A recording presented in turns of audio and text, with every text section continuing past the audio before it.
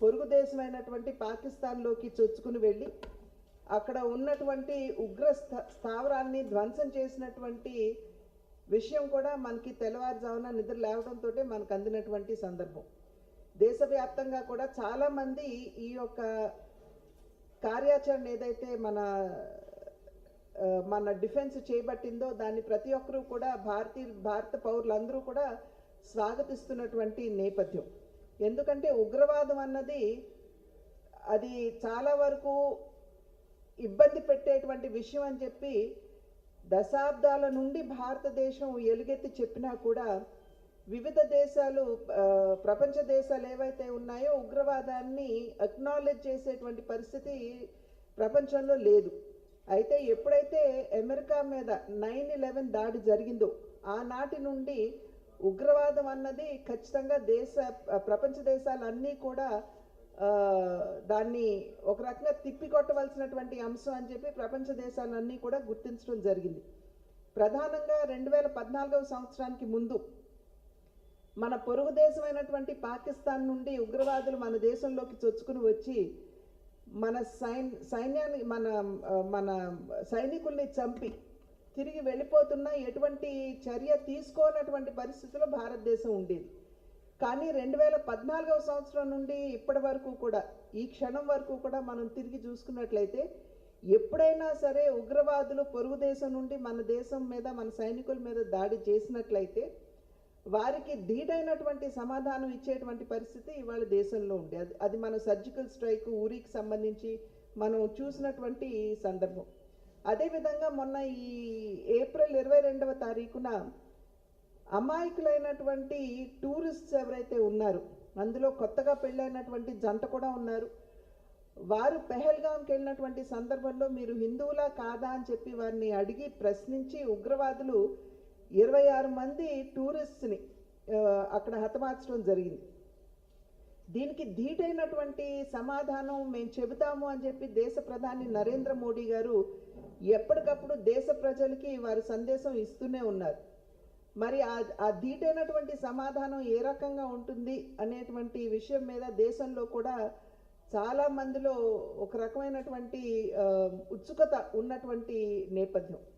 అటువంటి సందర్భంలో ధీటైనటువంటి సమాధానంగా ఇవాళ తెల్లవారుజామున మన సైనికులు పాకిస్తాన్లోకి చొరబడి అక్కడ ఉన్నటువంటి 9 ఉగ్రవాద స్థావరాల్ని ధ్వంసం చేయడం జరిగింది.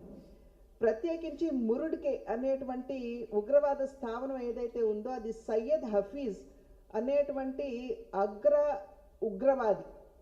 అక్కడ అతను ఈ ముష్కర్లకి ట్రైనింగ్ ఇస్తూ ఉంటారు.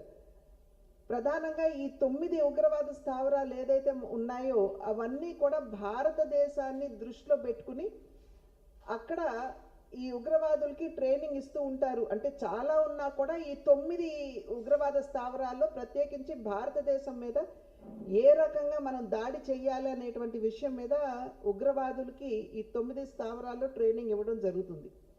మురుడ్కేకి సంబంధించి మన బాంబేలో జరిగినటువంటి తాజ్ హోటల్ మీద జరిగినటువంటి దాడిలో కసబ్ని మనం అక్కడ పట్టుకోవడం జరిగింది.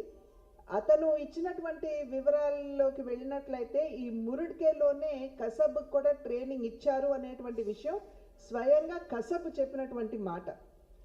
అంటే సయ్యద్ హఫీజు అక్కడ ఒక మస్జిద్ నడుపుతూ అక్కడ ఏ క్షణమైనా సరే మనం ఎప్పుడు వెళ్ళినా సరే కనీసం ఒక 100-200 మంది ఉగ్రవాదులకి అక్కడ ట్రైనింగ్ ఇస్తూ మనకు కనపడుతుంది అని చూసినటువంటి వారు చెప్పినటువంటి మాట. అదేవిధంగా బహవల్పూర్ అనేటువంటి ఉగ్రస్థావరం ఏదైతే ఉందో ఏ క్షణం మనం వెళ్ళినా కూడా కనీసం 200-300 మంది ఉగ్రవాదులకి ట్రైనింగ్ ఇస్తూ అక్కడ మనకు కనపడుతుందని చెప్పి చూసినటువంటి వారు చెప్పినటువంటి మాట. కనుక ఈ 9 ఉగ్రస్థావరాలు కూడా భారతదేశాన్ని టార్గెట్ చేసుకుని భారతదేశం మీద దాడి చెయ్యాలి అనేటువంటి ఆలోచనతోటి అక్కడ ఉగ్రవాదులకి ట్రైనింగ్ ఇవ్వడం జరుగుతూ ఉంటుంది. ఇందాక మన డిఫెన్స్ కూడా వారు న్యూస్లో కూడా వారి వైపు నుండి వివరణ కూడా వారు ఇవ్వడం జరిగింది. ఈ ఉగ్రవాదులకి సంబంధించి అనేక మంది పెద్ద పెద్ద నాయకులు ఎవరైతే ఉన్నారో వారు కూడా హతమార్చబడ్డారు అని చెప్పారు. ఒక అంచనా ప్రకారం ఒక 100 మంది ఉగ్రవాదులు అక్కడ హతమార్చబడ్డారు అని చెప్పి అనుకున్నా ఈ ఈ సంఖ్య ఏదైతే ఉందో పెరిగే అవకాశం ఉంది అని చెప్పి తెలియజేస్తున్నారు.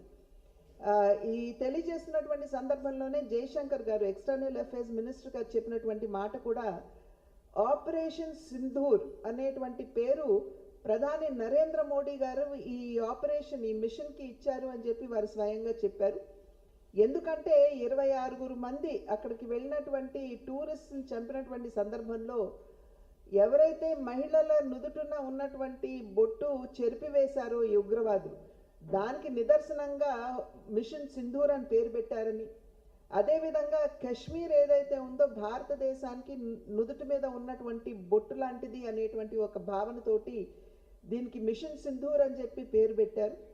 ఇవాళ కూడా 7వ తారీఖు ఇవాళ మాక్ డిఫెన్స్ డ్రిల్ కూడా దేశవ్యాప్తంగా జరుగుతుంది. మన ఆంధ్రప్రదేశ్కి సంబంధించి విశాఖపట్నంలో ఈ మాక్ డ్రిల్ జరుగుతుంది.